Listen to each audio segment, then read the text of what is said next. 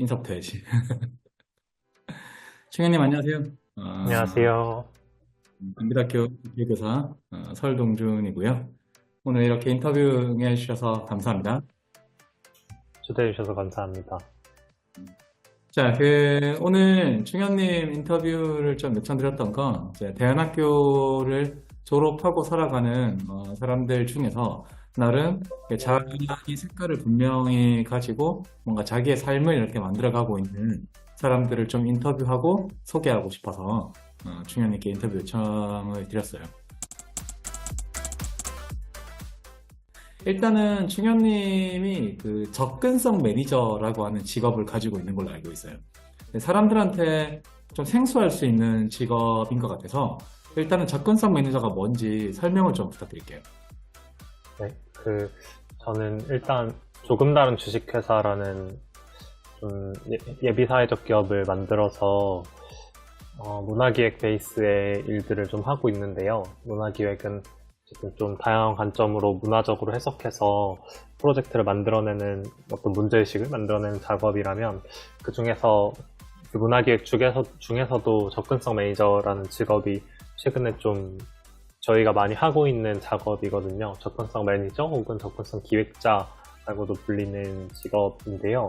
어디에서 그것을 진행하느냐는 다르지만 저희는 주로 문화예술 행사, 뭐 예를 들면 연극, 축제, 뭐 공연, 전시 등등에서 주로 접근성 매니저라는 롤을 맡게 되는데 이 롤은 뭐 연극을 예를 들어서 한다고 하면 되게 시각적인 정보, 청각적인 정보는 뭐 당일에 오는 길 등등 상당히 비장애인 중심으로 세팅되어 그간 있어 왔거든요.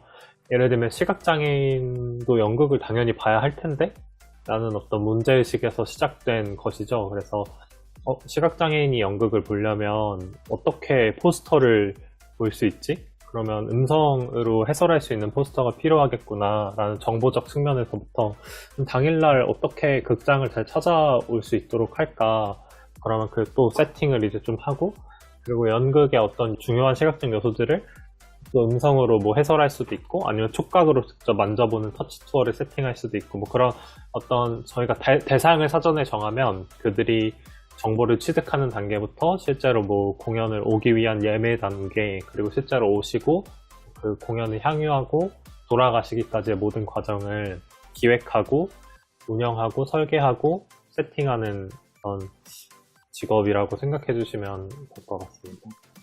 주로 옛날에는 뭐 이렇게 휠체어 탄 장애인들이 공연장에 들어가서 공연 보게 하기 위해서 경사로 설치하고 그 다음에 이제 휠체어를 세팅할 수 있는 좌석 공간 이렇게 비워두는 정도? 이제 이런 물리적 접근성이라고 해야 될까요? 뭐 그런 것들이 좀 있었던 것 같은데 이제 그게 훨씬 더 확장된 개념이라고 볼 수가 있네요. 그렇죠. 어쨌든 저는 제 스스로가 문화기획자라는 정체성을 좀 놓고 있지 않은 터라 어떤 기획적 관점에서 예를 들면 방금 말씀드렸던 연극이 음악 뭐 공연이라고 했을 때 그 음악을 저희가 평소에 청각을 통해서 듣고 느끼는 건 단순히 그냥 뭐 가사 혹은 음계로 이미지로 보여졌을 때 느껴지는 것과는 굉장히 다르잖아요. 그렇다고 했을 때 그 우리가 소리를 통해서 느껴지는 그 뭐 미학적인 감각을 어떻게 뭐 청각장애인이 텍스트나 뭐 수어를 통해서 느낄 수 있도록 할까, 혹은 우리가 만들어낸 어떤 접근성들을 어떻게 하나의 큰 맥락 속에서 가져가고 관점을 만들어낼 것인가 라는 좀 단순히 물리적 접근성 외에도 뭐 다양한 방면에서 기획적 관점 가지고 고민하는 것 같습니다.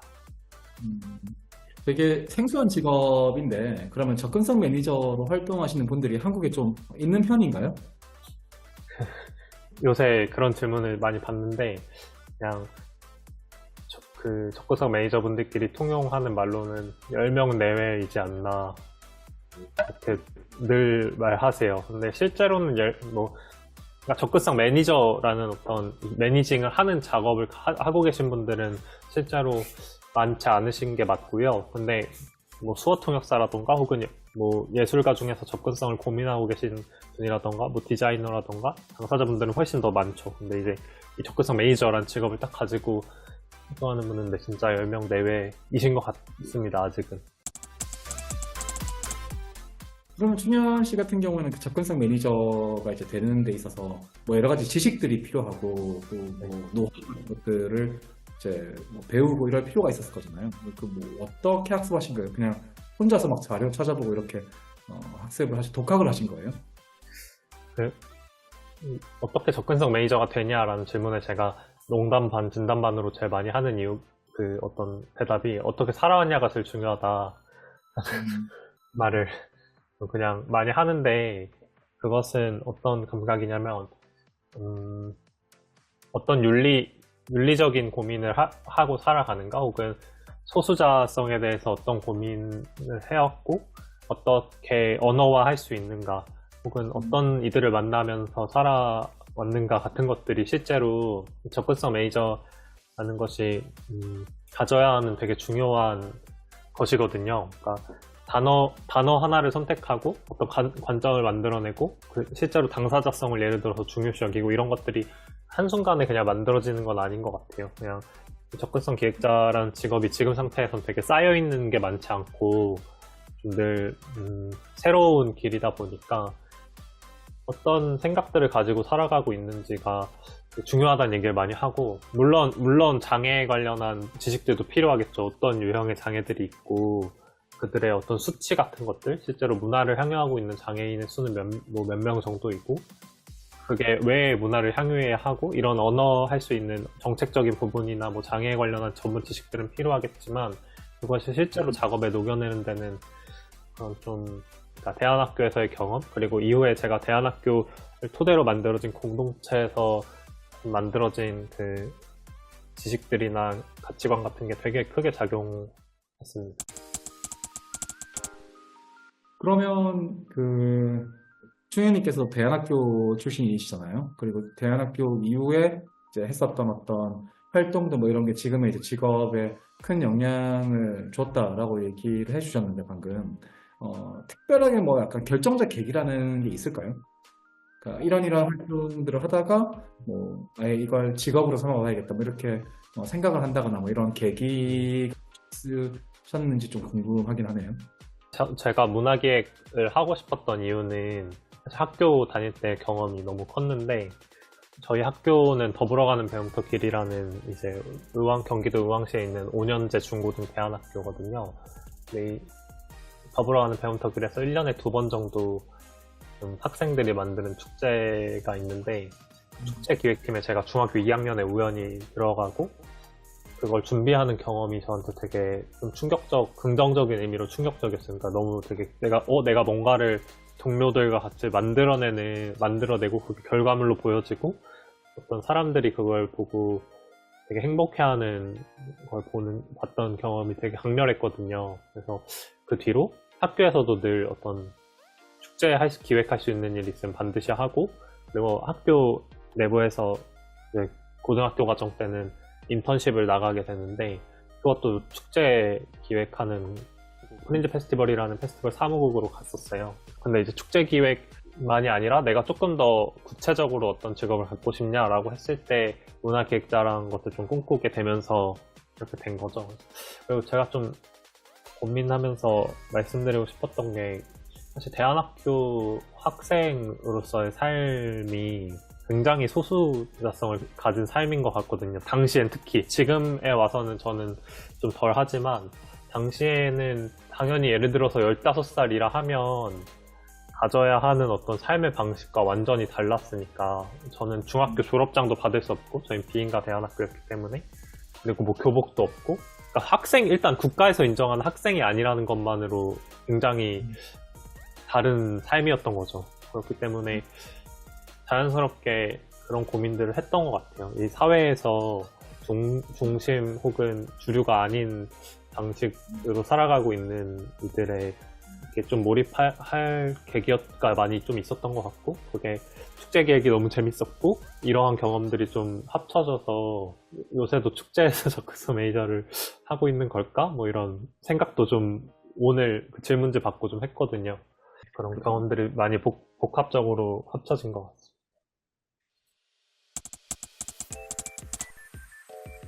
대안학교에서의 삶 자체가, 대안학교 학생으로 사는 삶 자체가 상당히 한국 사회에서 이제 소수자성을 느낄 수밖에 없는 상황이었다라는 이야기를 해주셨었는데, 동시에 이제 그러면서 축제 기획을 해보니 이런 것들이 본인에게 굉장한 어떤 짜릿함이나 가능성 뭐 이런 것들을 느끼게 해준 시간이었다고 했는데, 두려움은 없었어요? 뭐 남들과 다르게 산다라는 게, 그리고 지금 직업도 사실은 뭐 누구나 다 이렇게 알고 있는 직장이라거나 혹은 이런 직업을 가지면 앞으로 어떻게 될 거야, 뭐 승진을 하면 뭐 어떤 정도의 삶을 살 거야, 이런 것들 이렇게 미래를 그려볼 수 있는 것과는 굉장히 다른 일종의 개척자의 삶인 거잖아요. 뭐 대안학교 학생 시절 그리고 지금의 어떤 순간, 이런 시간들이 두렵지 않은지 좀 궁금하거든요. 저는 매일매일이 두렵대요. 불안하고, 사실 두렵다기보단 불안하다는 감각이 조금 더 저한테는 많이 있는 것 같아요. 내가 잘하고 있는 건가라는 게 늘 좀 불안함은 있죠.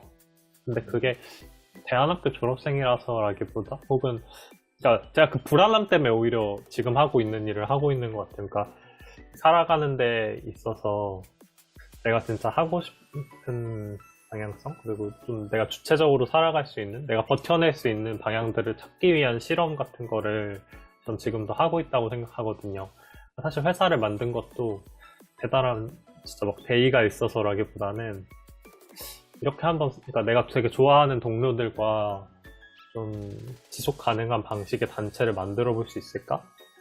그런 삶의 실험을 좀 해보고 싶었어요. 그래서 그 이전에는 프리랜서로서의 삶의 실험을 해봤고, 그 이전에는 최동준 선생님도 잘 알고 계시듯이 어떤 회사에 들어가 보기도 했고, 뭐 그런 좀 다양하게 저는 그냥 좀 이렇게도 살아볼까 저렇게도 살아볼까 하는 방식으로 좀 살아가는 이유가 두렵기 때문, 불안하기 때문인 것 같아요. 그래서 누군가는 불안하기 때문에 안정적인 회사를 선택하는 것이고, 저는 불안해서 더 저한테 맞는 길을 찾기 위해서 좀 노력하는 것 같은데, 학교 다닐 때도 당연히 불안했죠. 근데 그 불안감이 엄청나게 크거나 엄청나게 두렵거나 하지는 않았던 것 같은데, 그 안에 있어서 그랬던 것 같기도 하고, 저는 비교적 잘 학교 다닐 때 특히 잘 적응해서, 막 친구들 다 일반 학교로, 고등학교 진학할 때 특히 중학교에서 고등학교 사이에 고민이 진짜 많거든요.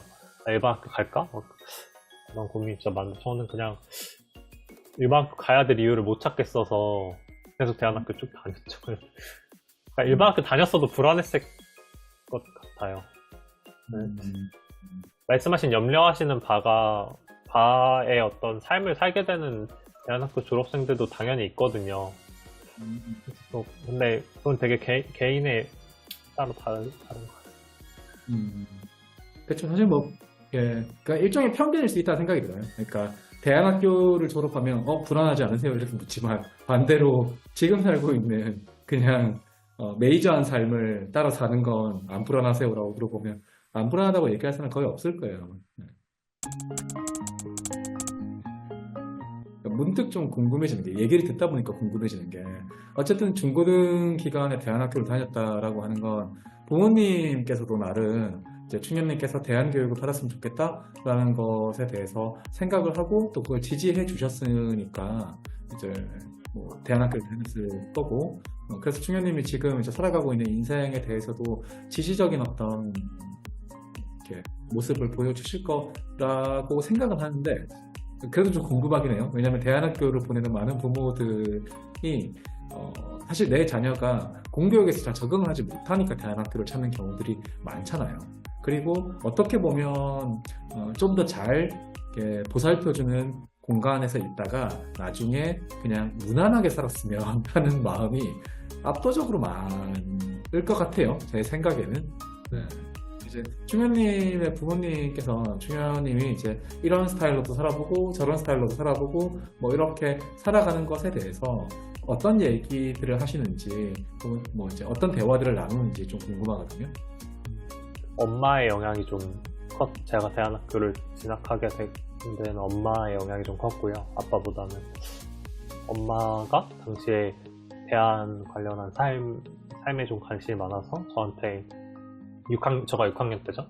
대안학교라는 곳이 있다던데 학교 설명회 한번 가볼래? 라는 질문을 해서 제가 갔고, 전 그 당시에 되게 그게 일반 중학교 가면은 공부도 열심히 해야 되고 선배들 무섭다더라 이런 소문이 저희 학교에 돌고 있었거든요.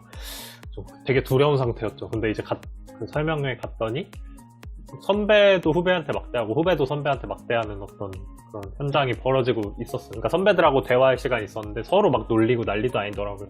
중학생들이니까 당연하겠죠. 근데 그냥 그 그림이 저한테 되게 좋았어요. 그러니까 되게 친구처럼 서로 지내는구나 라는, 그냥 저는 그것 때문에 간 거였거든요.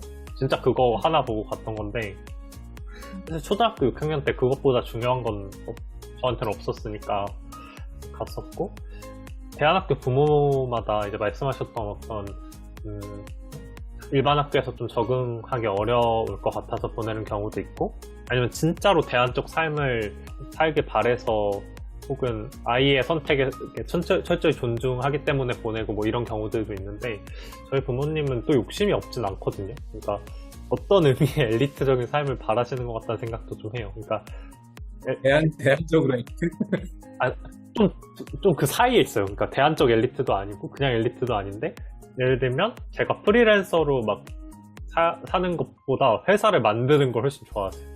어떤 손에 잡히는 유형의 뭔가를 또 잘 쌓아 나가길 바라는 것도 있으시거든요. 저희 부모님은 또 저만큼 불안감이 큰 것 같아요. 제가 예를 들어서 보시기에 아무것도 안 하고 있으면 엄청 좀 가끔 쫓기도 하고 막 저한테 예민하게 굴기도 하는데, 회사를 만들고 나서 늦잠 자면 좀 그건 좀 괜찮은. 그래서 그런 저희 부모님은 완전 대안학교 학부모 같지는 않기도 하고, 이게 도움이 될 만한 대답인지 모르겠어요.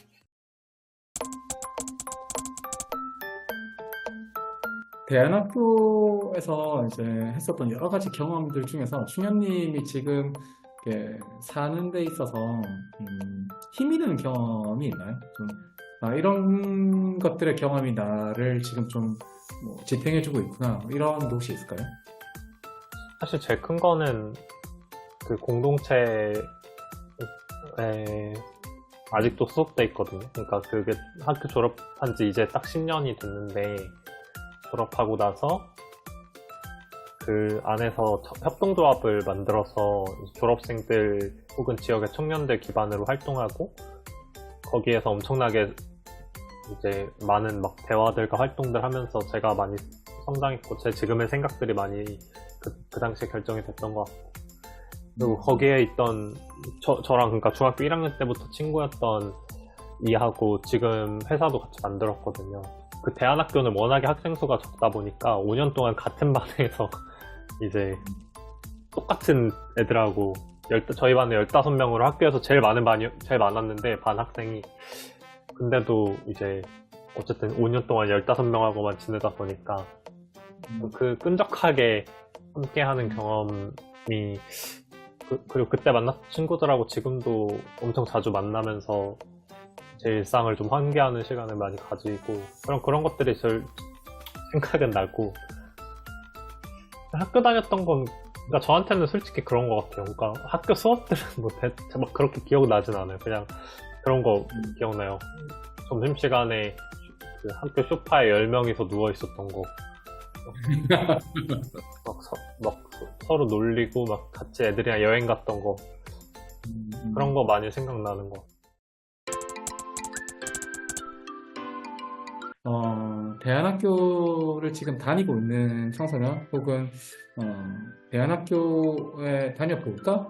이렇게 고민하고 있는 청소년이나 학부모들에게 이제 대안학교를 졸업하고 10년이 지났고 또 자기 나름의 인생을 살아가고 있는 사람으로서 혹시 조언이라고 하면 너무 좀 올드해 보일 수도 있지만 해주고 네. 싶은 저는 그 학부모분들한테는 너무 기대하지 말라고 하고 싶은데, 그러니까 저는 대안학교를 가는 선택이 막 그렇게 엄청나게 중요한 선택은 아닐 수도 있다고 생각하거든요. 그냥 가볍게 가볼 수도, 제가 선배한테 존댓말하기 싫어서 대안학교 선택한 정도의 이유로도 당연히 대안학교 선택할 수 있는 거고, 나한테 지금 맞는 관계망을 형성하기 위해서 저 그냥 갔던 건데, 또 아니면은 그냥 다시 다른 일반 학교 갈 수도 있는 거니까, 가볍게 아이들이랑 그냥 많이 대화하고, 아이들이 원하는 방향으로, 그냥 아이들이 선택할 수 있는 경험을 잘 줬으면 좋겠고,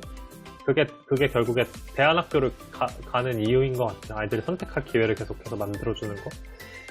좀 더 쉽게 선택하고 쉽게 이것저것 해보고 쉽게 뭐 포기도 하고 성공도 하는 경험들을 많이 쌓는 게 제가 생각할 때는 대안학교에서 좀 해볼 수 있는 경험인 것 같고, 그로 인해서 사실 반드시 훌륭한 사람이 돼야 하는 것도 아니고, 그냥 대안학교의 목적은 결국에 내가 내 삶을 좀 꾸리고 선택할 힘을 가지는 것이라고 생각하거든요. 대안학교 나온다고 해서 내 어떤 꿈을 찾을 수 있게 되는 것도 당연히 아니고, 누군가는 여전히 방황하고 있고, 저도 방황하고 있고, 네, 그냥 이것저것 좀 최대한 아이들이 선택할 수 있는 기회를 많이 만들어주는 게 대안학교의 힘이 아닐까. 너무 기대하지 말고. 너무 기대하지 않지도 말고. 네.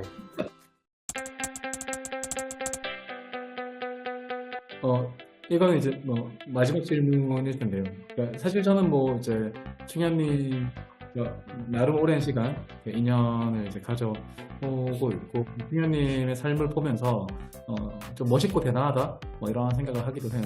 그러니까 대안학교 졸업생들이 모두 다 이제 뭐 자기의 삶을 실험하면서 자기 삶을 직접 이제 주체적으로 그려가면서 사는 건 아니라고 알고 있는데, 어쨌든 충현님의 삶을 보면서 대단하고 멋있다라고 생각을 하는데, 문득 좀 궁금해지는 게 있어요. 그러니까 이게 충현님의 유능함이지 않나? 라는 생각이 언뜻 드는 부분도 있어요. 약간 어떻게 보면 좀 머쓱한 질문일 수도 있는데, 본인은 어떻게 생각해요? 그런 면도 있겠죠. 그러니까 제가 잘하는 부분을 잘하는 것도 당연히 있겠죠. 그러니까 대안학교든 일반 학교든 뭐든 간에 그 안에서 습득하고 성장하는 건 개인에 따라 당연히 다를 테니까.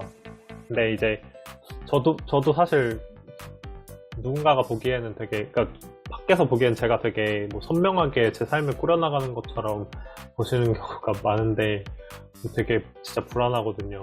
사실 선명하지도 않고 되게 늘 고민하고 어렵고 그냥 누워있고 싶기도 하고. 그러니까 그게 단순히 어떤 대안학교 일반학교의 문제는 그건 아닌 것 같지만, 그냥 제가 겪은 대안학교, 물론 단빛학교는 제가 겪은 대안학교는 또 다르겠지만, 대안학교가 지향하는 기본적인 가치가 동일하다고 봤을 때는 그냥 제가 선택할 기회들, 그리고 그 선택을 실현시킬 기회들을 되게 훨씬 많이 줬거든요.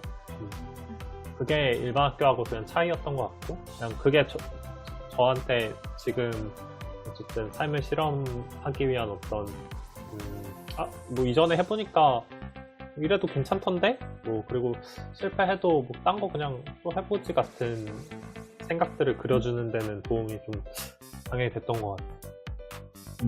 일종의 이제 뭐 개개인을 놓고 누군 뭐 유능하다, 누군 뭐 유능하지 않다 이런 문제라기보다는 이제 계속해서 선택할 수 있는 기회들 속에서 스스로의 어떤 뭐 근육을 단련해 간다, 약간 그런 식으로 형성되고 만들어진다, 이렇게 이해를 해볼 수 있겠네요.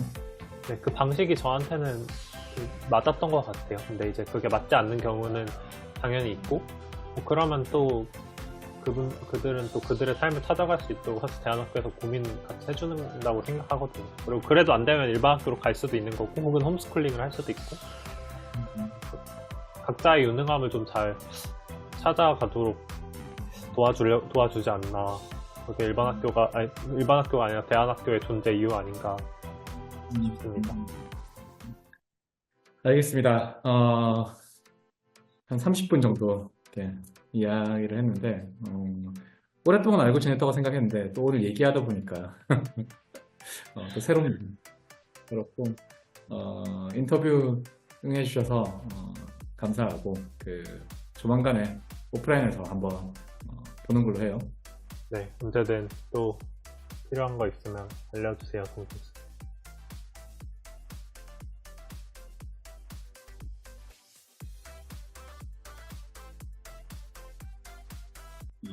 서로 알고 있는 사이에 이렇게 모르는 척. 어, 초면인 척 하겠습니다.